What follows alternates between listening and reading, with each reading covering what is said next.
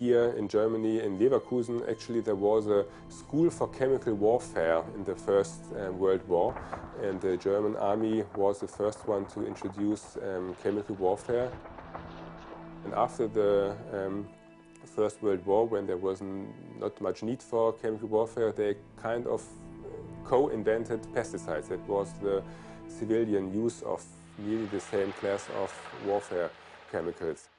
These were munitions, these were chemicals used in munitions being transferred to use in the private sector, and this was viewed by the chemical companies as a perfect transformation of their industry. Chemical warfare and pesticides are just the two sides of one medal.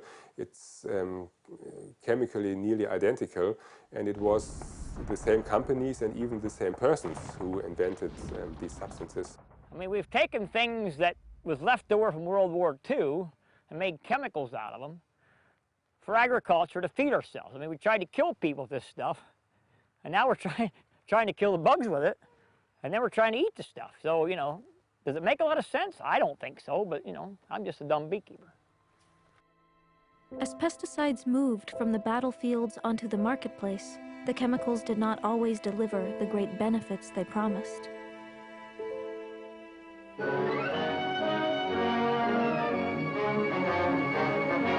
With the possibility of a serious infantile paralysis epidemic, health authorities of the city of San Antonio, Texas, attacked the germ carriers throughout the city. With the war-discovered DDT in special sprayers, sections of the city are blanketed with the insecticide in the fight to stop the spread of the dread poliomyelitis. Tons of DDT are used in this fight against the dread disease, whose principal target is the young. Again, war has contributed one of its discoveries to save life. DDT, chlorpyrifos, chemical after chemical that were defended. These chemicals were defended as representing acceptable risks in one decade and banned in the next as unacceptable. I don't like to use more chemicals, but it would be nice not to have to. It'd be nice not to have to use it. But you cannot raise a good crop without using chemicals. If we tried to go back to growing everything organically, the insects, if you have done any studying at all, you would find the insects would take over the world if we didn't use means to control them. Pesticides are designed to kill bugs that damage crops, but spraying these chemicals has often caused big problems for the little bee. Honeybees and pesticides have always had some interaction, mostly negative, that because bees are put on crops, and crops are usually sprayed in some way, often with pesticides, they've had a long history of being impacted by pesticides. I've been in the pollination business right from the beginning, and I've worked around pesticides always. And there's been a strong move in this country to get away from the old-style pesticides. When you had a problem and the bees got into some kind of spray, right away you knew it. There was dead bees, drop in the population. Until recently, farmers applied pesticides topically by spraying their crops. Beekeepers could protect their bees by moving them away during spraying. If pesticides did cause a problem, they could tell from the dead bees surrounding the hives. Eventually, the older-style pesticides were replaced by newer, supposedly safer ones. Unlike the old, short-lived chemicals, these systemic pesticides remained within the plant throughout its life. Most conventional pesticides, you have a tomato plant. You spray the material over the plant. Insect feeds on the leaves and it dies.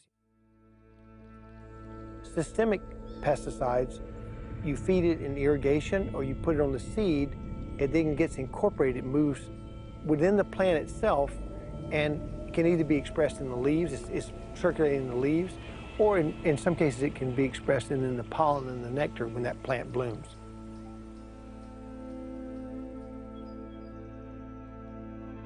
These pesticides kill insects by inflicting sublethal damage.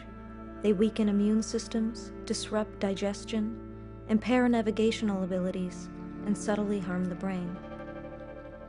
These effects can be particularly detrimental to colonial insects like honeybees.